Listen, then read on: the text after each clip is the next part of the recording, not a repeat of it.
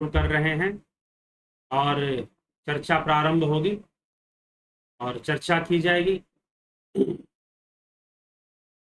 तो चर्चा क्या है और चर्चा का विषय क्या है कि रुद्र अजन्मा श्वेतास्त्रोपनिषद का विषय है। तो श्वेतास्त्रोपनिषद के चतुर्थ अध्याय के दो आखिरी मंत्रों पर, दो आखिरी श्लोकों पर हम चर्चा करेंगे, जिसके अंदर रुद्र को अजन्मा बताया गया है और रुद्र का तात्पर्य ब्रह्म ही है। इसकी व्याख्या श्वेतास्त्रोपनिषद में पहले ही कर दी गई है, इसीलिए रुद्र से तात्पर्य हम ब्रह्म को हम लेंगे।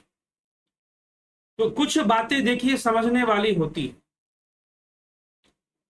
तो उसको हमें समझना चाहिए, क्योंकि थोड़ी सी कहने में बड़ा फर्क होता है। जैसे समझ लीजिए, आपने सुना होगा, एक कहावत सुनी होगी कि घूस लेना देना मना है। ठीक है, एक वाक्य लिखा गया कि घूस लेना देना मना है। आप उसको समझ लीजिए, घूस ले ना देना मना।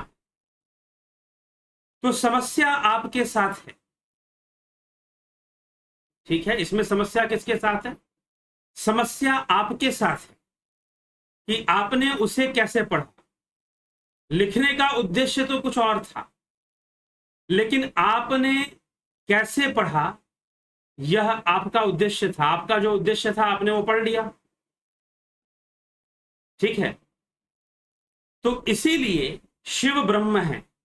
ब्रह्म को श्वेतास्त्रोपनिषद में शिव शब्द से भी लिखा हुआ है, रुद्र शब्द से भी लिखा हुआ है। तो अब यहां पर प्रश्न उठता है कि किसी ने मुझसे प्रश्न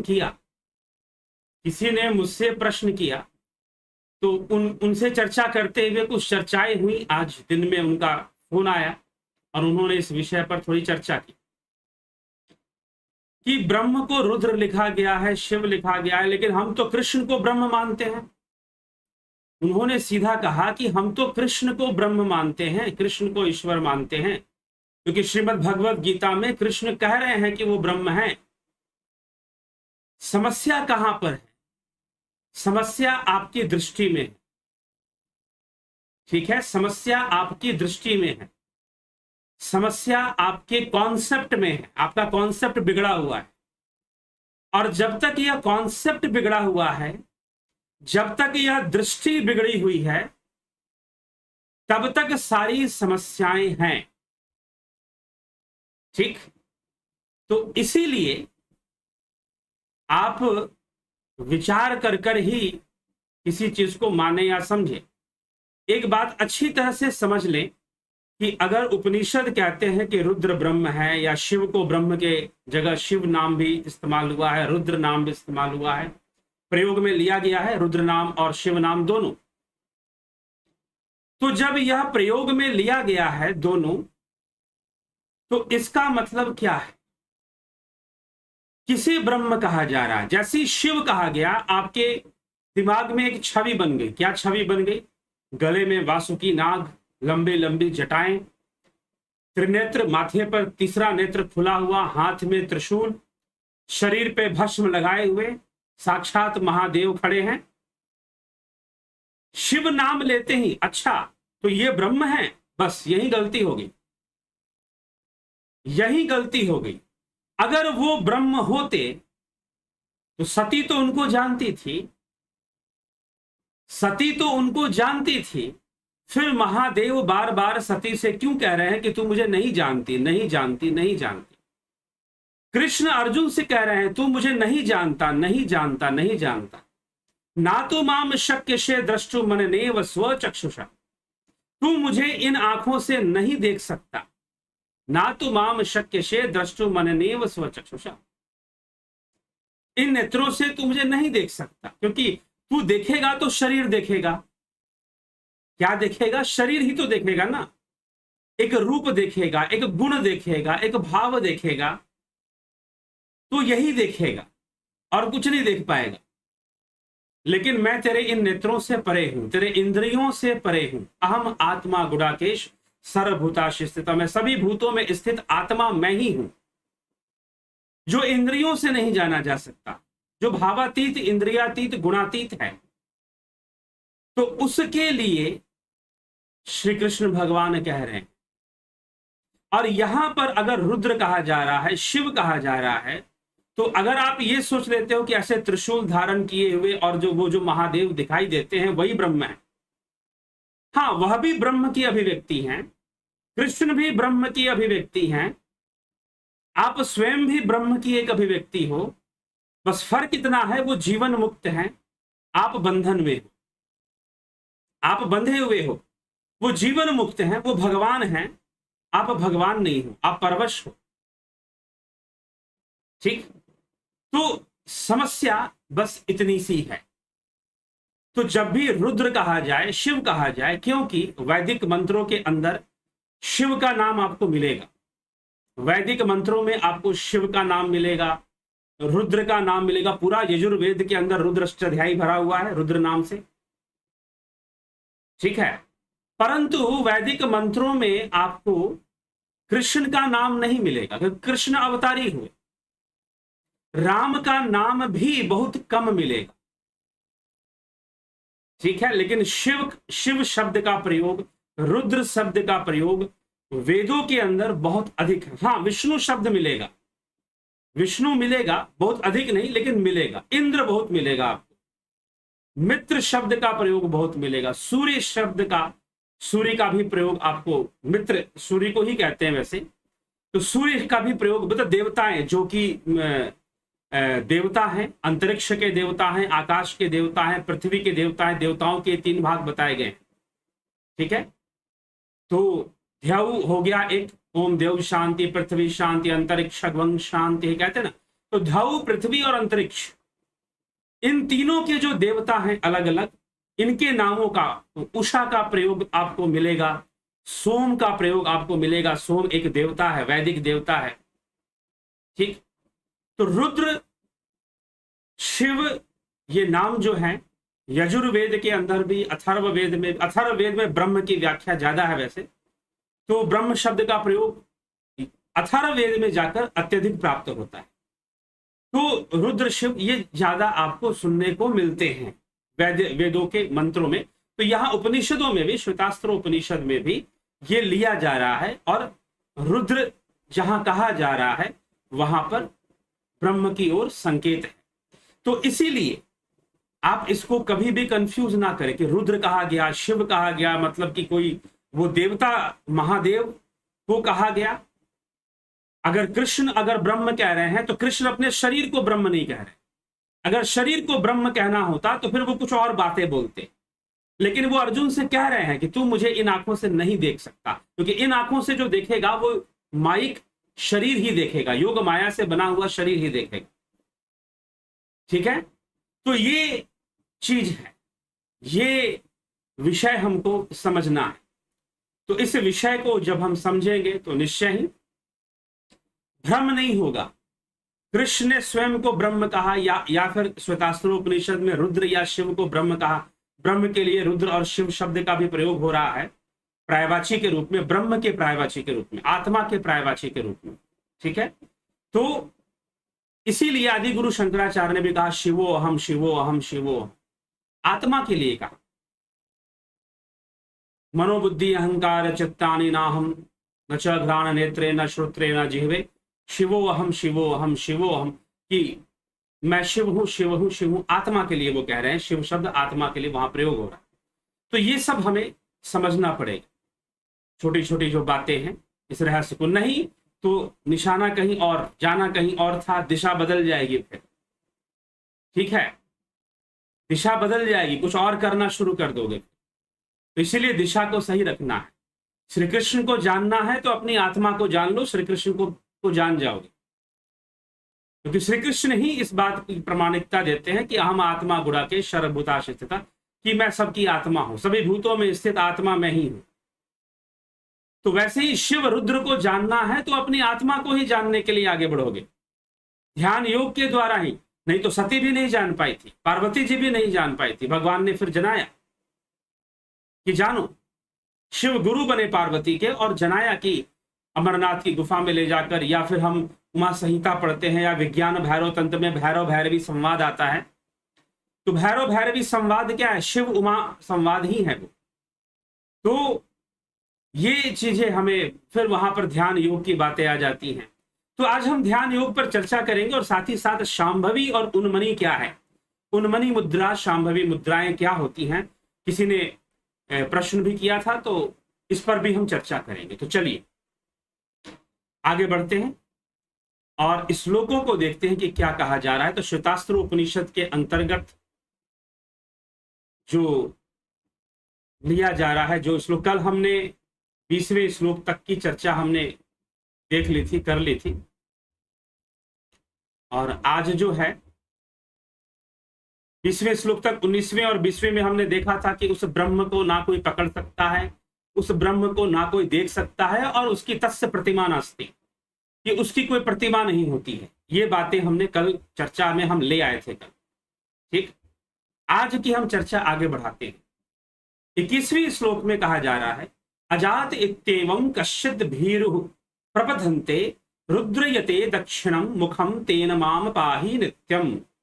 हे रुद्र, जो कि सृष्टि और संहार करने वाले हैं, तू अजन्मा है। अजात इत्येवं, अजात शब्द का प्रयोग है, मतलब तू अजन्मा है, तेरा जन्म नहीं होता, तू अजन्मा है। यूं समझकर कोई भीरु, जन्म मरण के भय से डरा हुआ मनुष्य जो तेरी शरण लेता है, अर्थात वह ब्रह्म अजन्मा है। तो जब मनुष्य जन्म मरण से भयभीत हो जाता है, पुनरपि जननम पुनरपि मरणम पुनरपि जननी जठरे शयनम, इह संसारे खलु दुस्तारे कृपया पाहि पारि मुरारे। हे प्रभु, मुझे पार उतारो, तुम अजन्मे हो, मुझे अपनी शरण में ले लो, मुझे भी अजन्मा बना दो। यही पार्वती जी का प्रश्न था। कहते हैं कि एक बार देव ऋषि नारद कैलाश पर्वत पर आए। जब कैलाश पर्वत पर आए तो भगवान भोलेनाथ वहां थे नहीं, पार्वती जी अकेले थी। माता पार्वती को देखकर नारद जी ने प्रणाम किया, प्रणाम कर कर कहा कि माते, तेरी आज्ञा हो तो कुछ प्रश्न पूछ सकता हूं। माता ने कहा कि हाँ पूछो। नारद जी ने कहा कि पूछने तो आया था स्वयं महादेव से, लेकिन आप मिली तो आप ही मिली, वो मिले नहीं, आप ही से कर लेता हूं प्रश्न। तो पार्वती जी ने कहा कि हाँ ठीक है पूछो।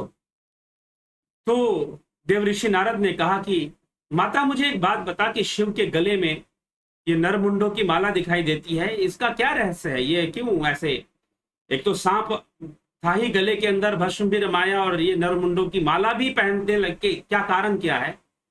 तो पार्वती जी ने सोचने लगी, कहा कि ये तो मुझे भी नहीं पता भाई, सब जानती हूं वासुकी नाग गले में क्यों है, हाथों में त्रिशूल क्यों है, चंद्र पर भाल पर चंद्र क्यों है, तो फिर इसका रहस्य तो मुझे भी नहीं पता। तो पार्वती जी अब चुप हो गई। पार्वती जी को बड़ा आश्चर्य लगा कि ये बात मुझे क्यों नहीं पता, मुझे पता होनी चाहिए, मैं उनकी अर्धांगिनी हूं, उनकी वामांगी हूं। तो फिर देव ऋषि नारद ने कहा कि मैंने तो सोचा आपको पता होगा, आप उनकी अर्धांगिनी है। पार्वती जी ने कहा कि नहीं, मुझे तो नहीं पता।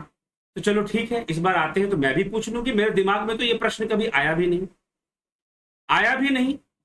तो अब कौन पूछे, प्रश्न कैसे आए? गले में वासुकी नाग है, शरीर पे भस्म रमा ही रखा है, और एक मुंडों की माला भी पहन ली, तो क्या ज्यादा फर्क पड़ जाएगा? तो इसीलिए पार्वती जी ने ज्यादा सोचा नहीं और पूछा नहीं, चले गए। नारद जी ने कहा कि ठीक है पूछ लेना, उत्तर मिल जाए तो मुझे बता देना। नारद जी अपना चले गए। कुछ समय बाद भगवान भोलेनाथ आए। पार्वती जी ने पूछा कि प्रभु, आपके गले में ये मुंडों की माला क्यों है? तो भगवान शिव ने कहा कि पार्वती, ये तेरे नरमुंड है, मेरे नरमुंड है पार्वती। अब शिव ने बोला तो पार्वती जी को बड़ा आश्चर्य हुआ। 108 जन्म हो चुके हैं। हाँ पार्वती, तू बार बार जन्म लेती है, मृत्यु को प्राप्त होती है। तो फिर पार्वती जी ने पूरा, फिर तो आपके भी 108 जन्म, आप हर जन्म में मेरे पति बने, अगर मैंने तपस्या कर कर आपको पति के रूप में प्राप्त किया, क्योंकि शिव तो तपस्या से ही प्रसन्न हो सकते थे। तो फिर मुझे आप अपने जन्म के बारे में बताइए फिर।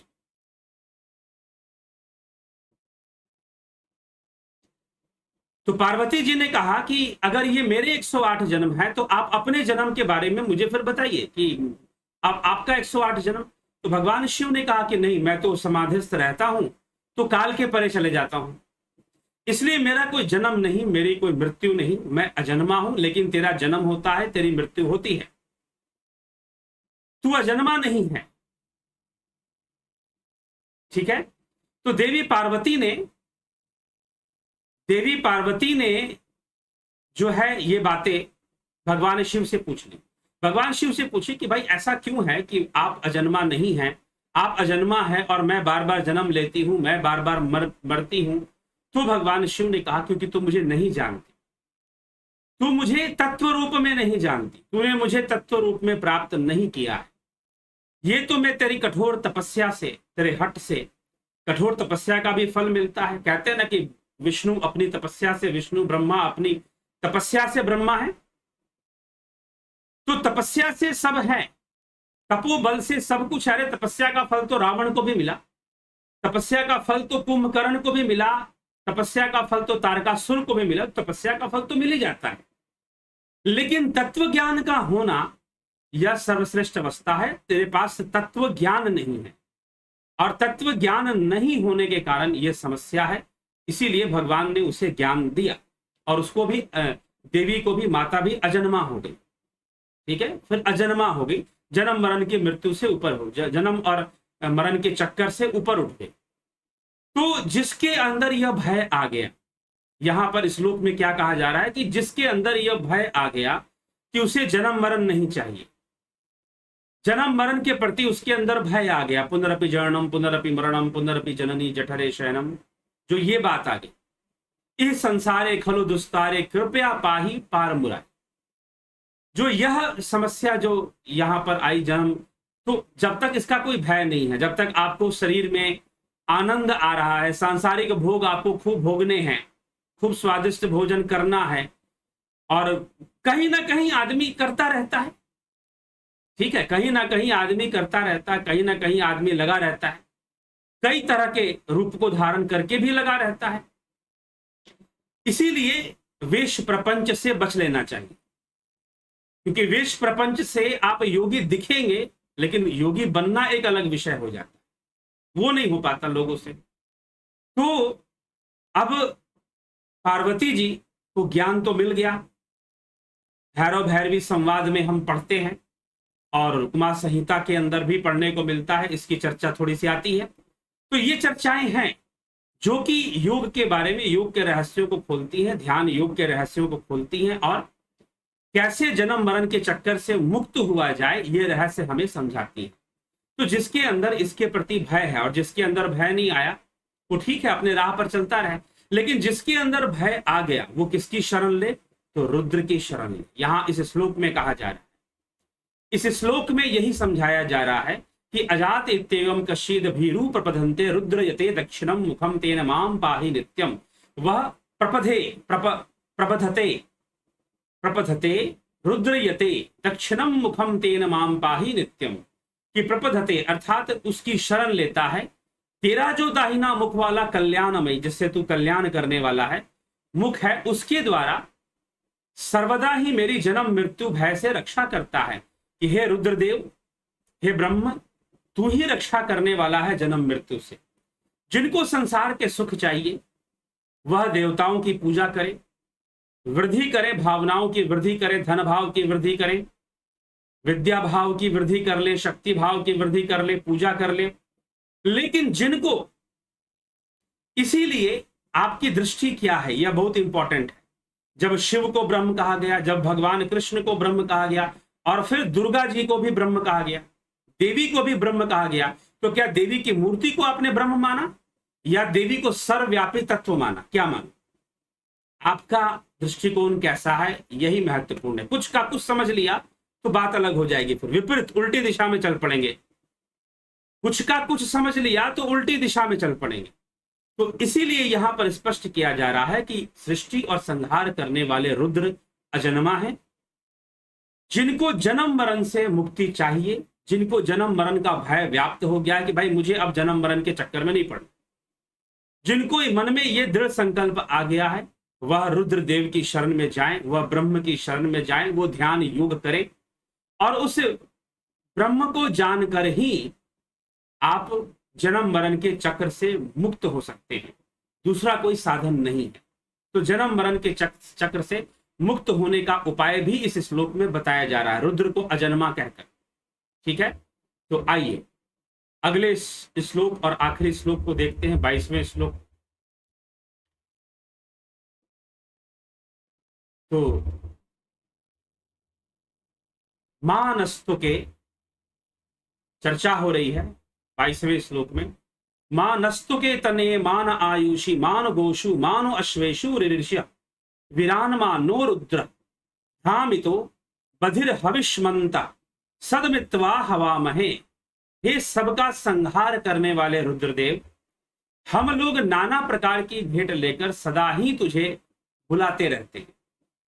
कुपित होकर ना तो तू हमारे पुत्रों में, ना हमारे पौत्रों में, ना हमारी आयु में, ना हमारी गौओं में, ना हमारे अश्वों में मतलब घोड़ों में किसी प्रकार की कमी कर, हमारे वीर पुरुषों को भी नाश ना कर। हे रुद्रदेव, हम तेरी शरण में आते हैं। इसलिए आते हैं, जन्म मृत्यु के चक्कर से मुक्त होने के लिए आते हैं, मोक्ष प्राप्ति के लिए हम तेरी शरण में आते हैं। लेकिन क्योंकि तू ही सृष्टि करने वाला है और तू ही संहार करने वाला है, लेकिन तू हमारे जो लोग हैं, हमारे पुत्र हो गए, परिवार के लोग हो गए, हमारे घोड़े हो गए, हमारी गौएं हो गए, तू इनका नाश मत करना, ऐसी प्रार्थना की जाए। क्योंकि इन्हीं के कारण हम स्थिर बने हुए हैं और तेरी साधना कर रहे हैं, तेरी उपासना कर रहे हैं। इनके अगर हमारे पुत्र, अगर हमारे परिवार के जन अगर बहुत परेशान हो जाएंगे तो हो सकता है एक साधारण, एक प्रारंभिक साधक जो है, जो तुरीय अवस्था तक पहुंच रहा है, जो ध्यान योग में लीन होने वाला है, जो ध्यान की अवस्था को प्राप्त कर चुका, उसकी बात अलग, वो ऐसी प्रार्थना नहीं करे। यहां पर एक प्रारंभिक साधक, उसके लिए ये बात है कि वो ऐसी प्रार्थना करता है कि जन्म मरण से हम तंग आ चुके हैं, बार बार जन्म लेना, जन्म बारंबार पाया, मरण दुख हर बार झेला, पुनर्जननी जठर में या सुख दुखों का खेल खेला, पार करना है अगम संसार सागर विश्व भारी, पाही प्रभु अवलंब तुम्ही अब मुरारी। तो बार बार जन्म लेना, मृत्यु को, इस चक्कर में हम फंसते फंसते तंग आ चुके हैं, अब मोक्ष चाहिए। तो हम तेरी उपासना शुरू करेंगे, तेरी शरण में आएंगे, परंतु तू सृष्टि संहार करने वाला तू ही है। इसीलिए तो तूने हमारे पुत्रों को जो जन्म दिया है, हमारे पुत्र हो गए, हमारे पौत्र हो गए, हमारी गौवें हो गई और हमारी अश्व हो गए, इन सब का तू नाश नहीं करना। ठीक है, क्योंकि तू संहार भी करता है। तो इसलिए उपनिषदों के अनुसार एक प्रारंभिक साधक की यह प्रार्थना है। तो इस प्रकार से चर्चा होती है। तो ध्यान शुरू होता है, ध्यान योग करना पड़ता है। अब कई मुद्राएं हैं, कई साधनाएं हैं, कौन सी श्रेष्ठ है, कौन सी बड़ी है, कौन सी ज्यादा बेहतर है? देखिए, कोई भी साधना बेहतर है जब आपका उद्देश्य सही है। अगर उद्देश्य बहुत सही नहीं है और गंभीर उद्देश्य है, गंभीरता से आप साधना के मार्ग पर आगे बढ़ना चाहते हैं, गंभीरता से आप ध्यान योग के मार्ग पर चलना चाहते हैं, तो अगर गंभीरता से चलना चाहते हैं तो छोटी से छोटी क्रिया भी बहुत प्रभावशाली हो जाएगी। अगर नहीं तो बड़ी से बड़ी क्रिया प्रभावशाली तरीके से अगर बता भी दिया जाए तो उसका कोई लाभ होने वाला नहीं। तो किसी ने पूछा कि क्या आप शांभवी सिखाते हैं? तो मैंने कहा कि मैं सिखाता तो नहीं हूं, लेकिन जो लोग ध्यान योग करते हैं, जो ध्यान योग मैं बताता हूं, उससे लोग शांभवी तक पहुंच जाते हैं, उनकी शांभवी मुद्रा लग जाती है। तो ये उनको समझ में नहीं आ रहा था, नहीं शांभवी तो बिना सिखाए कैसे होगा, बिना सिखाए। तो अब मैं स्पष्ट करने वाला हूं, शांभवी क्या है। शांभवी शिव की शक्ति है। शांभवी का अर्थ, शांभवी और उन्मनी, यहां दो मुद्राओं की चर्चा हम करेंगे। दो ध्यानावस्था है, दोनों ही ध्यान अवस्था है, इनकी हम चर्चा कर लेते हैं। और साथ में जो ध्यान योग का कोर्स होता है उससे इनका क्या संबंध है उसकी भी चर्चा हो जाएगी। तो शांभवी मुद्रा, शिव की मुद्रा या शिव नेत्रों को भी शांभवी कहा जाता है, या फिर शिव नेत्रों की अवस्था, एक विशेष अवस्था है शिव नेत्रों की। शिव नेत्रों की एक विशेष अवस्था है जिसे शांभवी कहते हैं। ठीक है, ये आप इसको समझे। उन्मनी भी उसी से मिलती जुलती अवस्था है। उन्मनी कोई अलग नहीं है, बस कॉन्सेप्ट अलग है। उन्मनी का अपना एक कॉन्सेप्ट है, वो डिफरेंट कॉन्सेप्ट है, शांभवी अलग है। तो शांभवी एक अवस्था है जिसमें कि आप अपने नेत्रों को ऊपर चढ़ा लेते हैं, आज्ञा चक्र की ओर केंद्रित करते हैं, इस प्रकार से। ऐसे देखें, लेकिन आंखें ऐसे रहेंगी, इस प्रकार से आप आंखें कर कर यहां पर नेत्रों को केंद्रित करते हुए, तो यहां पर जैसे ही आप अपने नेत्रों को ऊपर की ओर ले जाएंगे, थोड़ा सा खींच कर आज्ञा चक्र की ओर, मतलब कि इस डायरेक्शन में, ये आंख इस डायरेक्शन में और ये आंख इस डायरेक्शन में अपवर्ड की ओर जाएगा, मतलब सीधा ऊपर नहीं जाता। शांभवी में ध्यान रखिएगा, सीधा ऊपर नहीं जाता, ऐसे जाता है आज्ञा चक्र की ओर। तो जब आप अपने नेत्रों को इस प्रकार से ऊपर की ओर ले जाते हैं, तो आपको यहां पर एक अपने आप भ्रुकुटी के मध्य में स्पंदन महसूस होना शुरू होगा। आपके अंदर एक स्पंदन, मस्तिष्क के अंदर यहां पर आज्ञा चक्र के पास एक स्पंदन होने लगेगा, और साथ ही साथ अपनी श्वासों को हल्की आती जाती नेचुरल श्वासों पर ध्यान लगाइए। ठीक है, तो इस प्रकार से शांभवी मुद्रा में बैठा जाता है। इसमें बहुत शांति मिलती है, बहुत स्थिरता का अनुभव होता है, परंतु कुछ लोगों को ऐसा भी होता है कि उनका सिर दर्द बढ़ जाता है। ऐसा करने से हेडेक बढ़ जाएगा, सिर दर्द बहुत तेज होना शुरू हो जाता है, क्योंकि साइकोलॉजिकली वो उसके लिए प्रिपेयर नहीं होते, साइकोलॉजिकली उसके लिए कोई प्रिपेयर नहीं होते वो। और उसके पहले कुछ प्रैक्टिसेस करनी चाहिए, कुछ अभ्यास प्राणायाम की कई क्रियाएं होती हैं, उनको भी साथ में करना चाहिए। अगर पहले से कुछ किया हुआ हो तो फिर ऐसा नहीं हो। नहीं तो कई लोगों को ऐसा वो कहेंगे कि भाई सिर का दर्द हमारा बढ़ता है इससे, और लेकिन इससे शांति का एक अनुभव होगा। ठीक है, तो ये शांभवी मुद्रा है। अब हम समझते हैं उन्मनी को। तो उन्मनी का अर्थ है मन से ऊपर जाने की क्रिया। मन से ऊपर, मन से ऊपर पहुंचने की जो क्रिया है वह उन्मनी है। उन्मनी मुद्रा के अंतर्गत वो आएगा।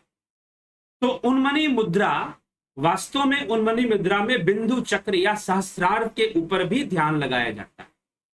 सभी चक्रों पर ध्यान लगाते हुए, मतलब कि नीचे हम ध्यान लगाते हुए, जो लोग गाइडेड मेडिटेशन की कोर्स जिन्होंने किया है, हमारे दिव्य सृजन के माध्यम से ध्यान योग का कोर्स जिन्होंने किया है, गाइडेड मेडिटेशन किया, उनमें भी थोड़ा ये ध्यान कराया जाता है।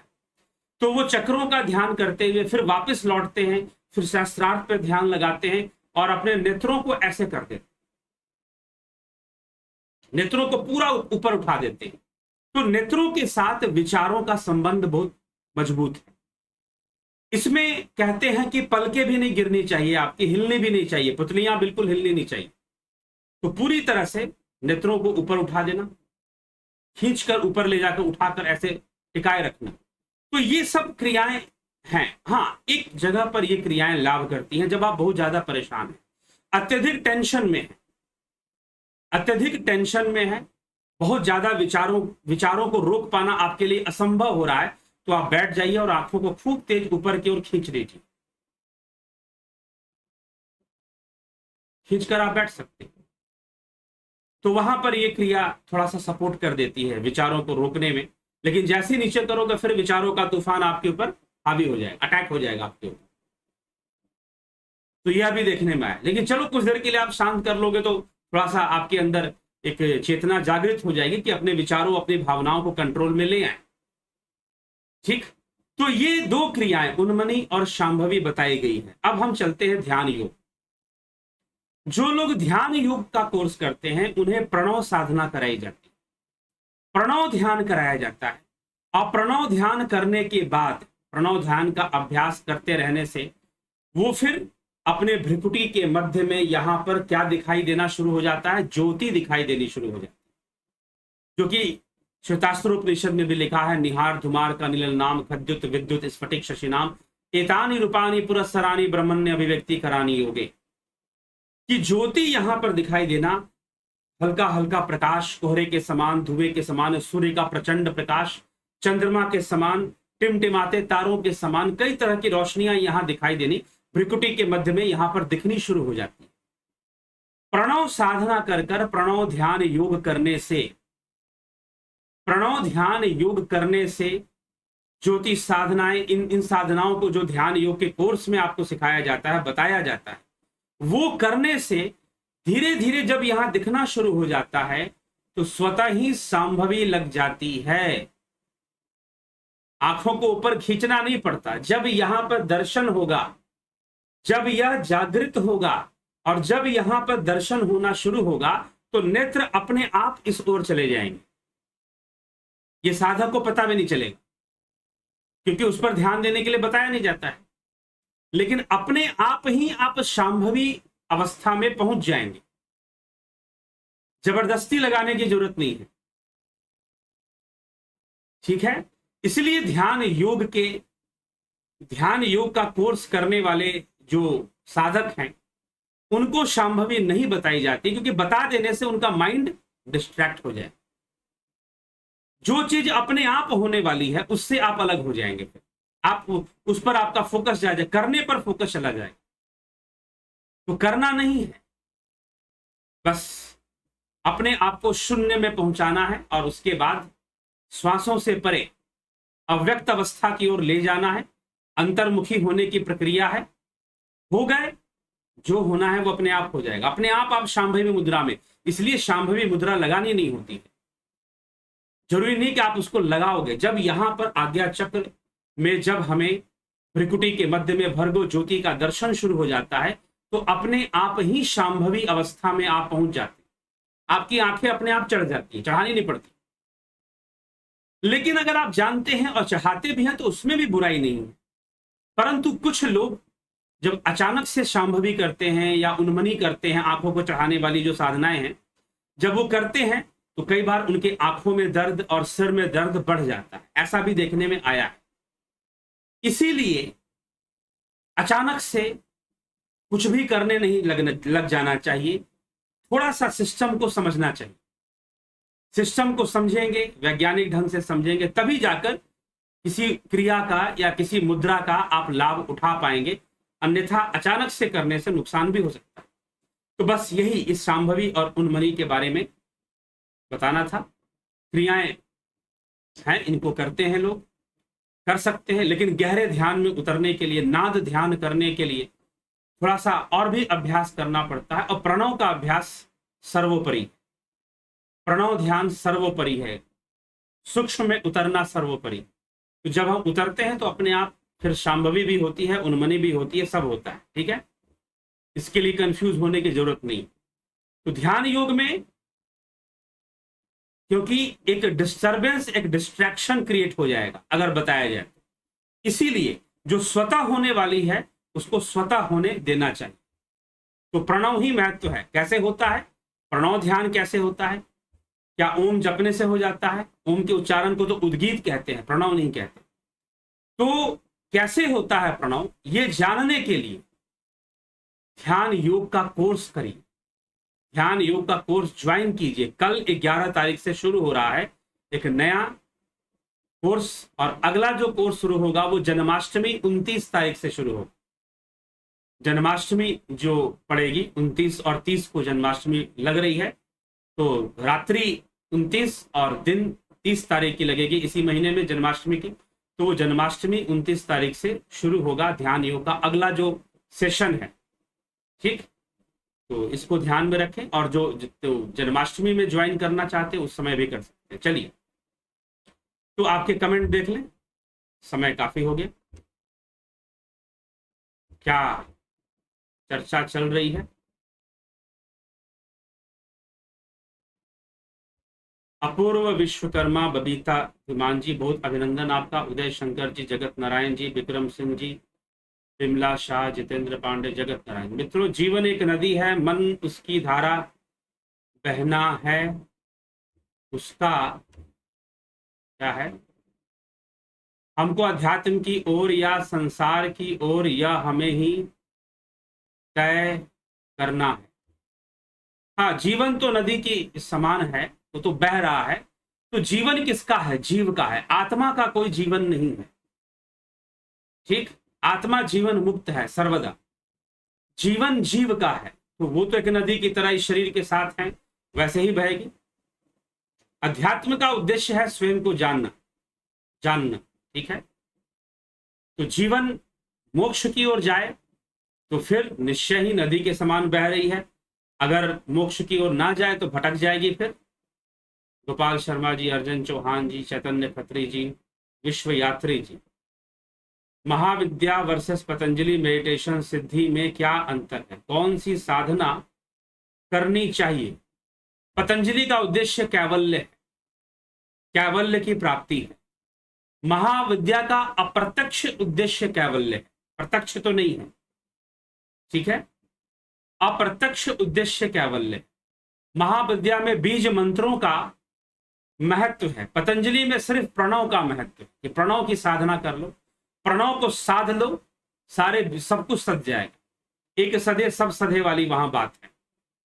तो पतंजलि में प्रणव की साधना बहुत महत्वपूर्ण है। पतंजलि के जितनी भी शक्तियां हैं वो चित्त की, अपने मन की शक्तियां हैं, ठीक है। वो सिद्धि है, स्वयं की सिद्धि है। वो सिद्धियां किसी देवी के रूप में नहीं आती।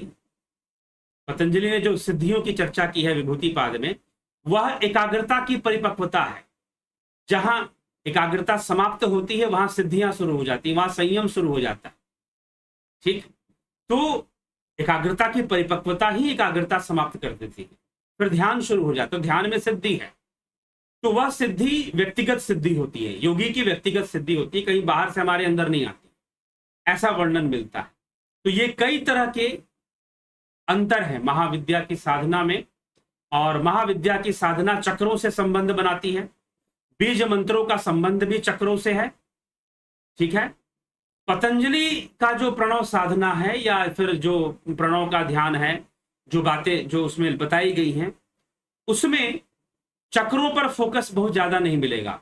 चक्रों की चर्चा भी पतंजलि ने नहीं की है कि कौन कौन से चक्र होते हैं, ठीक है। तो पतंजलि ने सीधा कहा है कि एक को, प्रणव को अगर अच्छे से साध लिया है तो सारे चक्र अपने आप जागृत होंगे, कुंडलिनी शक्ति जागृत होगी और फिर वो काम करेगी। तो ये थोड़ा सा अंतर है। इस तरह से और भी कई अंतर हो सकते हैं।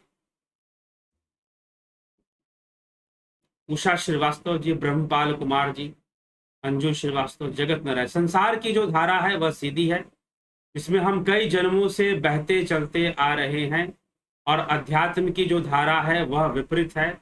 इसमें मन की धारा तेज करना पड़ेगा ताकि रास्ते खुद के खुद बन जाए। मन की धारा तो संसार की ओर रहती ही है, लेकिन हाँ, उसको जब हम, यहां पर बात है डायरेक्शन चेंज करने की।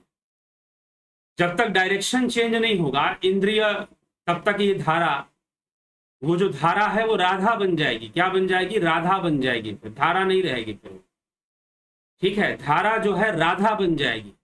तो संसार की धारा है और अध्यात्म की राधा है, ठीक है, योग की राधा है। तो धारा जो है वो राधा बन जाएगी, मतलब उल्टी हो जाएगी। तो जब उल्टी हो जाएगी तो जो बाहर की ओर गति थी वो अंदर की ओर गति हो जाएगी। तो मन बुद्धि सबकी गति अंदर की ओर हो जाएगी। मन की गति भी उल्टी होगी, बुद्धि की गति भी उल्टी होगी। फिर ये शांत हो जाएंगे कि इनको मिलेगा नहीं, इनको खुराक नहीं। मन को खुराक कहां से मिलता है? इंद्रियों से मिलता है। बुद्धि को कहां से मिलता है? इंद्रियों से प्राप्त होता है, ठीक है। और जब इंद्रियों का निरोध हो जाएगा तो फिर मन जो है, बुद्धि जो है, वो अंतर्मुखी हो जाएंगे। उनकी जो वृत्ति है बदल जाएगी, अंदर की ओर हो जाएगी, उल्टी दिशा में वो चलना शुरू हो जाएंगे, ठीक है। तो हंसों से सोहंग की गति हो जाएगी, राधा धारा से राधा की गति हो जाएगी, ठीक।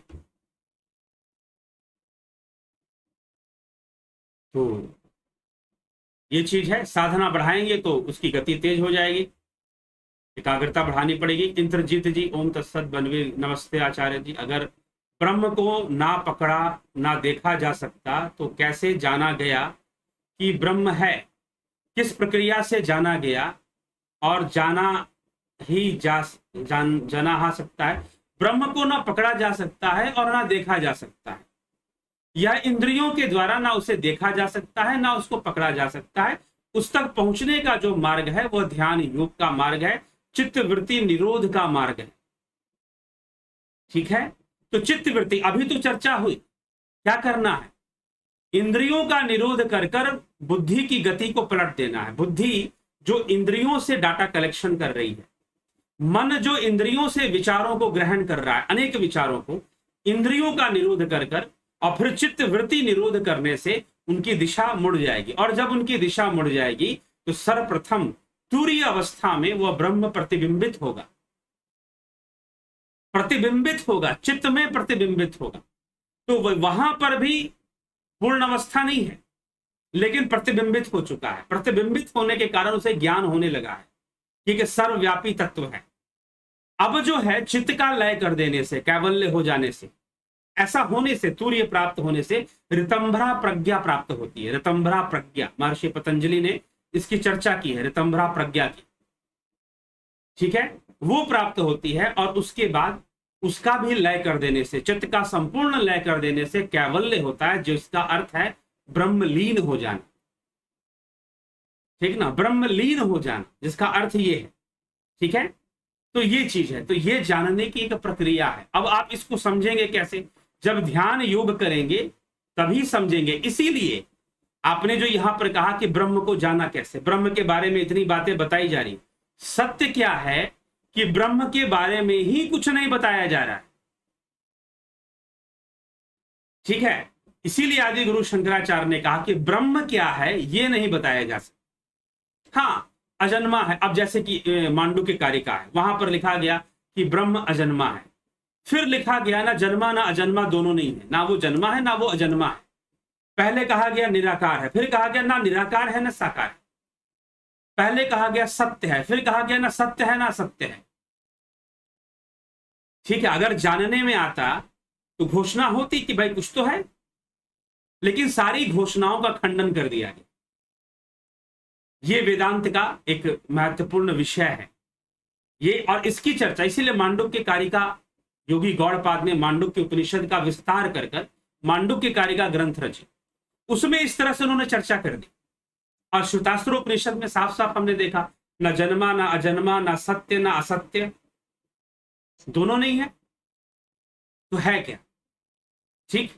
तो इसीलिए भावातीत कहा गया उसे, गुणातीत कहा गया उसे, तो ये सब बातें उसको कहा गया। इसीलिए आदि गुरु शंकराचार्य कहते हैं ब्रह्म तक पहुंचना है तो ब्रह्म क्या है ये नहीं जानो, क्या नहीं है वो जानो। ब्रह्म क्या नहीं है उसको जान लीजिए। अगर उसको जान गए कि ब्रह्म क्या नहीं है तो समझ में आ जाएगा कि भाई आप ब्रह्म की अवस्था में नहीं है, बस ये बात।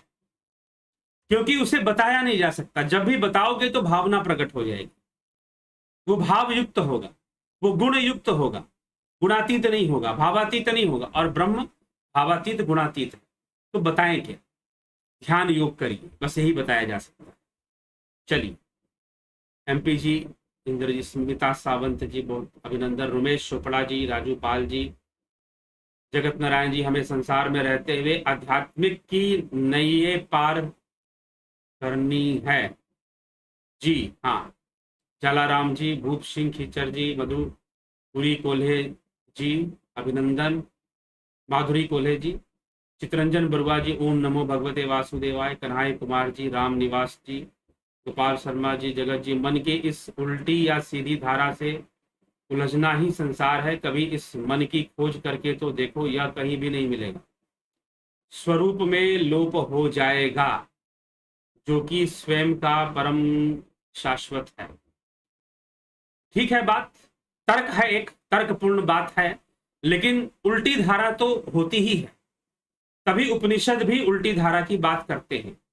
तो उल्टी धारा क्या है, इंद्रिय गति को रोक देना, इंद्रिय गत जो है, क्योंकि ब्रह्म इंद्रिय गत भी है, और उसका इंद्रिय गत होना ही जीवत्व को जन्म देता है। ब्रह्म का इंद्रिय गत होना, आत्मा का इंद्रिय गत। अब आप कहोगे कि वो इंद्रिय गत नहीं है, तो फिर ये बात कटेगी कि वो सर्वगत कैसे है, फिर उसे सर्वगत आप नहीं कह सकते, क्योंकि इसकी चर्चा हम पहले ही उपनिषद में कर चुके हैं कि सर्वगत, सर्वव्यापी, असर्वभूत गुहाशय, सर्वगत, सर्वव्यापी, सर्वभूत गुहाशय, तो निश्चय ही वो इंद्रिय गत भी है, और उसका इंद्रिय गत होना ही जीवत्व को जन्म दे देता है। और जीव का पोषण इंद्रियों से होता है, पंच तत्वों से होता है, इंद्रियों से होता है। इसीलिए गति को पलटना, जब गति पलटेगी तो वहां पर फिर बातें कुछ और होनी शुरू हो जाएंगी, हमें एक दिशा मिल जाएगी, हमें हमारी एक नई यात्रा शुरू हो जाएगी। हंसों से सोहंग की यात्रा शुरू हो जाएगी, धारा से राधा बनने की यात्रा शुरू हो जाएगी। राधा जी का नाम सुना है? तो राधा जी कृष्ण के शरीर से नहीं जुड़ी हुई थी, राधा जी कृष्ण तत्व से जुड़ी हुई थी, यही उनकी विशेषता थी।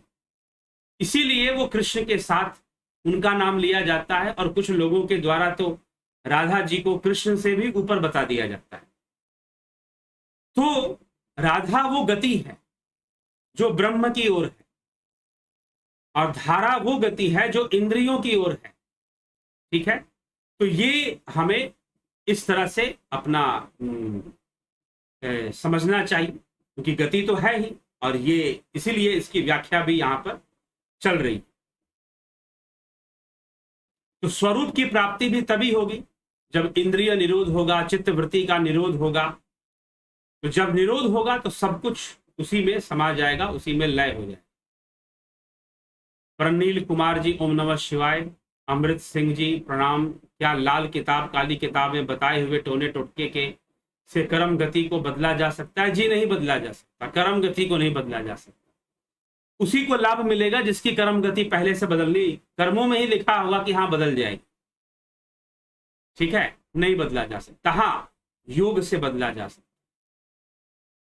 ठीक है, जो श्री कृष्ण भगवान कह रहे हैं कि यथे धांसी समिधोर अग्नि भस्मसात कुरते अर्जुन ज्ञान अग्नि सर्वकर्माणि भस्मसात कुरते, तथा यथे धांसी समिधोर अग्नि भस्मसात कुरते, जिस प्रकार समिधा अग्नि में भस्म होती है वैसे ही ज्ञान अग्नि में सारे कर्म भी भस्म होते हैं। ध्यान योग से उसमें परिवर्तन आ सकता है, आ सकता है मतलब एकदम पलट जाएगा ऐसा नहीं, कुंठित हो जाएगा ये कह सकते हैं, कमजोर पड़ जाएगा कर्मों का प्रभाव।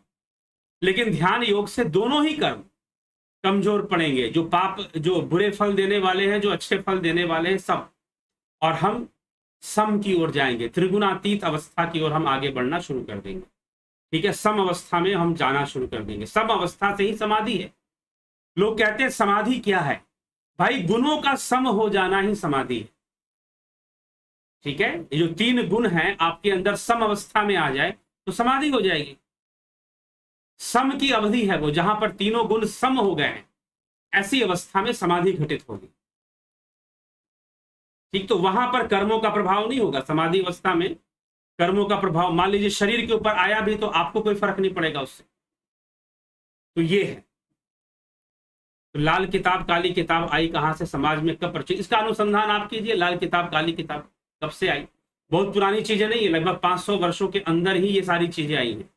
क्योंकि लाल किताब सबसे पहले उर्दू में लिखी गई थी, तो जब उर्दू में लिखी गई थी तो निश्चय ही, या उर्दू वाली ही उसकी प्रति है शायद, जो भी है ट्रांसलेट हुई होगी उर्दू में, जो भी है उर्दू में ही लिखी गई थी, ऐसा तो विद्वान नहीं मानते। कहते हैं कि हाँ उर्दू में ट्रांसलेट हुई थी, तो बाद में लाल किताब, उसको नाम दे दिया गया था लाल किताब, जो उर्दू वाली थी। ठीक है, तो ये चीजें हैं। तो ये कब से आई? तो इसी समय से ऐसे आई हुई हैं। इनके टोने टुटके को करना चाहिए, नहीं करना चाहिए, अपनी मर्जी से तो नहीं करना चाहिए, क्योंकि ग्रहों की समझ जब तक अच्छे से विकसित नहीं होगी तब तक ज्योतिष के ऊपर कुछ कहना बोलना बहुत सही नहीं होता। रूपलाल विश्वकर्मा जी, पिंटू वासवा जी, रूपलाल जी ओम तत्सत, पिंटू वासवा जी हरि ओम तत्सत, जय श्री राम। कुलदीप सिंह जी, सुधा अग्रवाल जी, राज पाटकर जी, मान्यवर महोदय जी, आपसे निवेदन है कुछ व्याख्या आयुर्वेद के संदर्भ में भी करें। कर देते हैं कभी कभी बीच में, जो चल रहा है उद्देश्य उसको रोक नहीं सकते हैं। उपनिषद की जो चर्चा है एक बहुत गहन विषय है, गंभीर विषय है। ठीक है, और जरूरी है इसको समझना और जानना। हाँ, आयुर्वेद के साथ क्या संबंध है ये बताया जा सकता है। 3 गुणों का संबंध आयुर्वेद के साथ भी है। तो इसीलिए इस विषय को रोककर अगर आप कहते हैं कि आयुर्वेद की चर्चा करें तो वो अभी संभव नहीं है, प्रतीक्षा करना पड़ेगा। और दूसरी बात, मुझे ऐसा लगता है कि आयुर्वेद की चर्चा का भरमार है। यूट्यूब पर के ऊपर आयुर्वेद की चर्चा का भरमार है, लेकिन उपनिषद चर्चा की कमी मुझे साफ साफ दिखाई देती है। उपनिषद के मंत्रों श्लोकों पर चर्चा बहुत न्यून है, बहुत कम है, लेकिन आयुर्वेद की चर्चा का तो भरमार है। नेत्रों की रोशनी कैसे बढ़ानी है, कौन सा अभ्यास करें, कौन सी दवाई है, घरेलू नुस्खे, आयुर्वेद भरा पड़ा है। जरूर आप उसका लाभ उठाइए।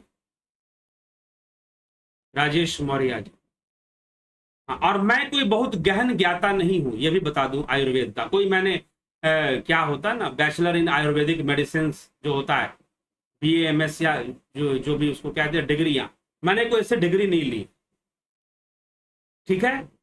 तो इसीलिए कृपया आपसे मैं कह देता हूं कि आप ये उम्मीद उतना विशेष ना रखें कि मैं बहुत कोई आयुर्वेद की चर्चा करने वाला, ठीक। हाँ, अगर लगेगा तो कोई अलग समय पर कोई अलग तरीके से आयुर्वेद की चर्चा शुरू कर सकता। तो कुछ जब मैं उसका डॉक्टर नहीं हूं तो फिर मैं बहुत गहन चर्चा करूंगा नहीं, क्योंकि एक लिमिट तक तो घरेलू नुस्खे तक वाली चर्चा तो हो सकती है, लेकिन उसके बाद आयुर्वेद में कुछ ऐसी चीजें हैं जो आयुर्वेद के चिकित्सक ही सही से बता सकते हैं और समझा सकते हैं।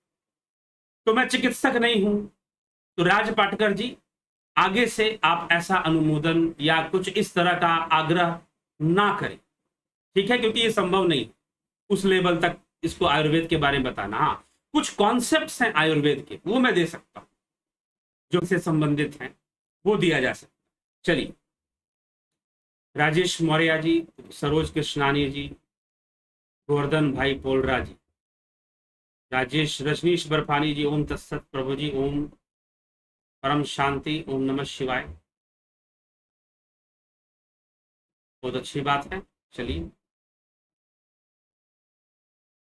दादा खच्चर जी, देवरतन बलदावा जी, बहुत अभिनंदन है। श्रीमन नारायण, जय श्री कृष्ण, राम राम, श्री हनुमान, ओम नमः शिवाय। आज कोई सवाल नहीं पूछूंगा, बस आपकी विषय चर्चा सुनने से एक सकारात्मकता आ जाती है। धन्यवाद।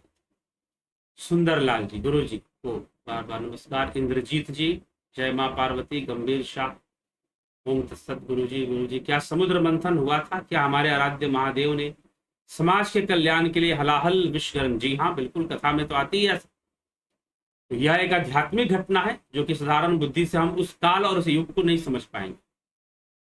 तो उसकी जो प्रेरणा है और जो आध्यात्मिक प्रेरणा है वो प्राप्त करनी चाहिए। वाल्मीकि रामायण में दिया गया हनुमान चालीसा और तुलसीदास जी द्वारा लिखा गया हनुमान चालीसा में बहुत फर्क है। इन दोनों में कौन सा सही है? अब देख लीजिए, जो आपको सही लगे उसका अनुसरण कर लीजिए। जो प्रचलित है वो गोस्वामी तुलसीदास दास जी वाला ही अधिक प्रचलित है, ठीक। उद्देश्य है अपने मन की शक्ति को बढ़ाना। हनुमान चालीसा पढ़ने के पीछे जयंती दत्ता जी, केशव पटेल जी, बलवंत सिंह गोहिल जी, ठीक।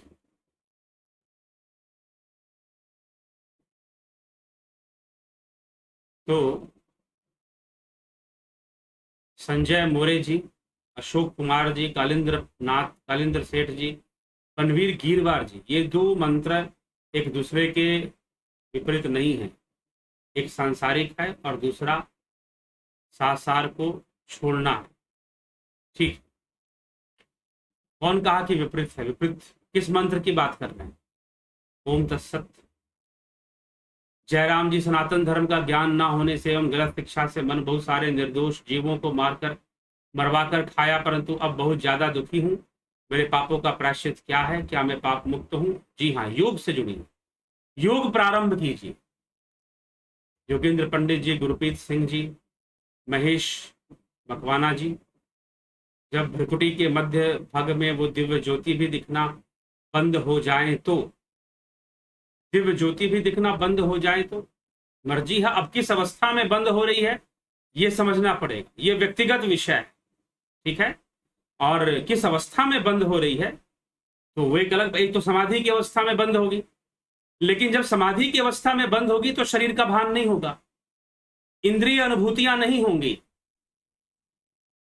ठीक है। तो वो एक अलग अवस्था है, फिर अलग चर्चा हो जाएगी वहां पर। अमित पंडा जी, भिखू कुचाड़िया जी, महेश मकवाना जी, ध्यान में यात्रा का महत्व समझाइए। खिचड़ी मुद्रा कैसे की जाती है?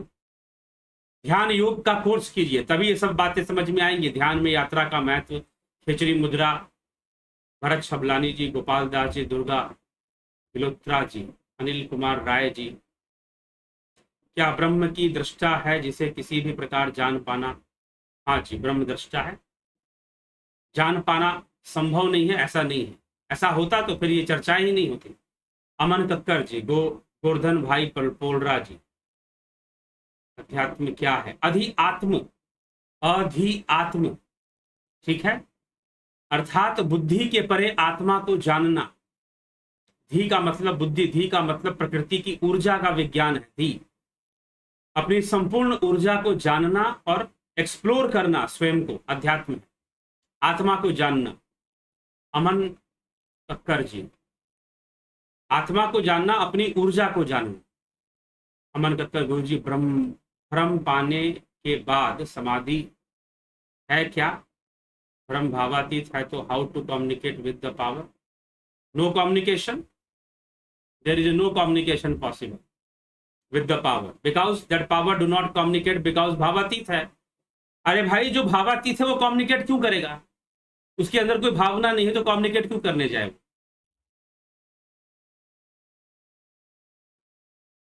अब भावना ना होना यह आनंद की अवस्था है। आप थोड़ी देर के लिए सो जाते हो गहरी निद्रा में, कोई विचार नहीं, कोई भावना नहीं, कितना आनंदित होते हैं। श्रीनिवास रेड्डी जी, अभिनंदन। अमृतपाल सिंह जी, ठीक।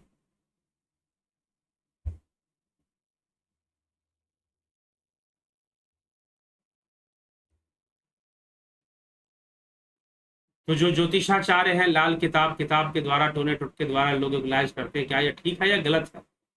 ये वही जानते हैं, क्योंकि ज्योतिष पर निर्भर करता है कि वो कौन सा उपाय बता रहा है। ये यहां पर लिख देने से कोई इसको सही गलत नहीं, हो सकता है सही बता रहा, हो सकता है कि गलत बता, उसकी पकड़ कितनी है यह ज्योतिष के ऊपर निर्भर करता है कि ज्योतिष के अंदर कितनी पकड़ है सही चीज को बताने की और सही चीज समझने की। व्यर्थ का प्रश्न किए जा रहे हैं। तो क्योंकि जब तक ये कौन सा ज्योतिष कितना पहुंचा हुआ है, उसकी साधना कितनी है, उसका अध्ययन कितना है, उसका अनुभव कितना है, उसी से तो बताएगा ना वो। ठीक है, अब लाल किताब का वो इसे ले टोटका या कहीं से, जो उसको सही लगेगा बताएगा। तो रटकर बताने वाले ज्योतिष है तो गलत ही है फिर। लेकिन जिनकी समझ है, जिनके पास ज्योतिष की एक समझ पैदा हो चुकी है, एक अनुभव पैदा हो चुका है, ग्रहों को समझने की एक ताकत पैदा हो चुकी है, जिसके अंदर एक शक्ति पैदा हो चुकी है ग्रहों की चाल को समझने की और ग्रहों के प्रभाव को समझने की, वही बता सकता है। अब वो लाल किताब से बताएगा, कहां से बताएगा, ये बात अलग है। बनवीर गिरवा, हाँ, मंत्र 21 और 22, तो उसको कहां विपरीत बताया गया? इसको विपरीत कहां बताया गया? ठीक है, चलिए इसी के साथ जिज्ञासुओं विराम देंगे और चर्चा करेंगे। आप चर्चा विषय पे कीजिए। आप सुनिए, मैं एक बात आपकी घोषणा कर रहा हूं, हो सकता है कि आगे से आपके प्रश्न ना लो। यहां चर्चा उपनिषद पे हो रही है, आत्मा पे चर्चा हो रही है, ब्रह्म पे चर्चा हो रही है, चर्चा कीजिए, इसी विषय पे चर्चा कीजिए। अगर आपको ज्योतिष पे चर्चा करनी है, ज्योतिषाचार्य के चैनल पे चले जाइए, वो ज्यादा बेहतर तरीके से आपको समझाते हैं। हाँ, उस पर अध्ययन मैंने भी किया, तो थोड़ा बहुत आपको मैं बता सकता हूं, लेकिन मैं उसका प्रचार नहीं करता फिलहाल, ठीक है। और करता भी हूं, कुछ वीडियोस मैंने ज्योतिष पर दिए हुए हैं, इस सप्ताह में 7 दिन क्यों होते हैं और ग्रहों का क्या प्रभाव होता है, थोड़ा बहुत बताया हुआ है। लेकिन उसका दृष्टिकोण भी मेरा आध्यात्मिक है। आध्यात्मिक लक्ष्य को सामने रखकर ही मैंने वो वीडियोस बनाए हैं। जो 1-2 वीडियो बने हुए हैं, बस 1 ही 2 हैं, मुश्किल से 2 से ज्यादा नहीं होंगे, जहां तक मुझको स्मरण है। 2 से ज्यादा वीडियो ज्योतिष के विषय पर मैंने नहीं दिए। तो इसीलिए आप विषय पे चर्चा करें।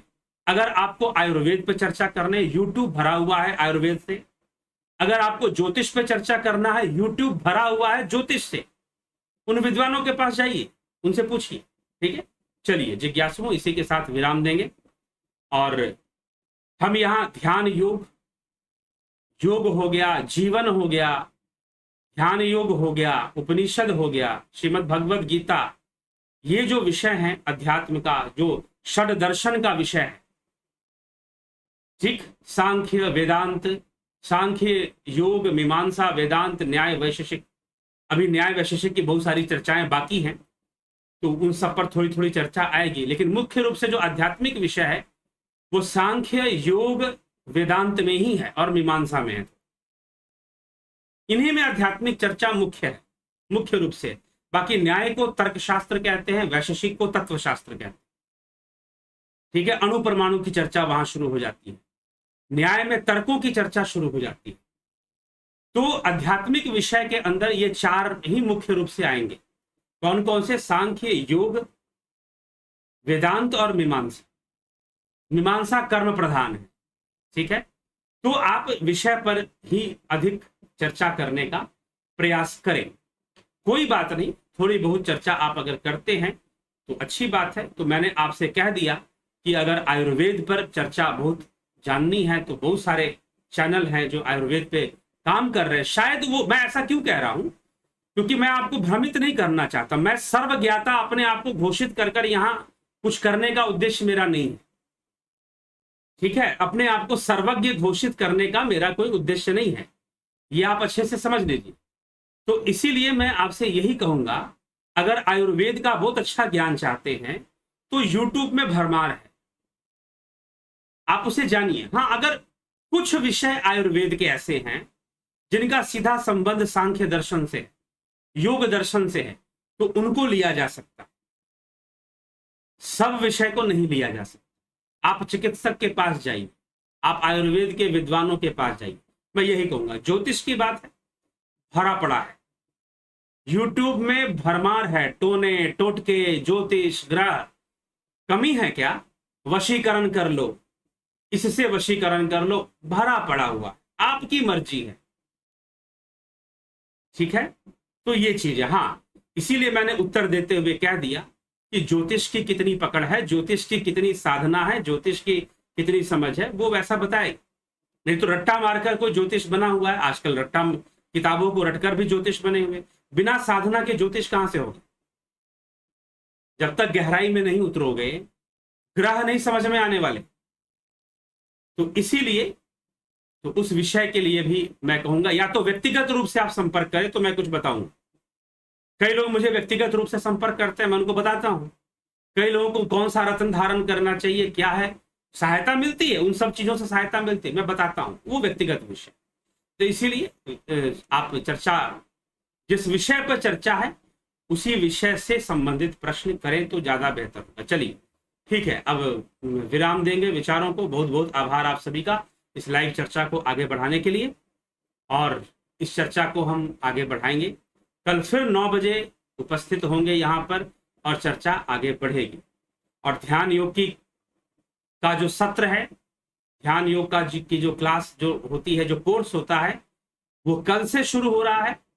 जो लोग ज्वाइन कर चुके हैं अच्छी बात है, जो लोग नहीं भी ज्वाइन किए हैं बस उनके पास कल दिन तक का ही अवसर है। अगर फिर भी आप, क्योंकि कुछ लोगों ने मुझे मैसेज किया कि हम कल सुबह ज्वाइन कर लेते हैं, ठीक है सुबह कर लीजिए, लेकिन उसके बाद अगर एक भी लाइव सेशन हमने ले लिया, अगर कोशिश यही थी कि कल भी एक लाइव सेशन होगा, लेकिन कल नहीं परसों निश्चित रूप से होने की संभावना है लाइव सेशन। अगर एक भी हमने लाइव सेशन कर दिया तो उसके बाद ज्वाइन करने का कोई मतलब नहीं है, क्योंकि वो लाइव सेशन रिपीट नहीं हो सकती है। वीडियोस आपको मिल सकते हैं लेकिन लाइव चर्चा रिपीट नहीं हो सकती है, उसका आप लाभ नहीं उठा पाएंगे। तो इसीलिए अगर ज्वाइन करना है, 11 अगस्त वाला कोर्स ज्वाइन करना है, तो कल सुबह आप जरूर ज्वाइन कर लीजिए, नहीं तो फिर शायद आप ज्वाइन नहीं कर पाएंगे। अगर आप ज्वाइन करेंगे तो अगले 29 तारीख से जो कोर्स होना है, जन्माष्टमी के दिन जो शुरू होने वाला है, उस कोर्स में ही आपको ज्वाइनिंग मिलेगी। ठीक है, बहुत बहुत आभार आप सभी का। विश्राम देते हैं और कल फिर 9 बजे मिलते हैं।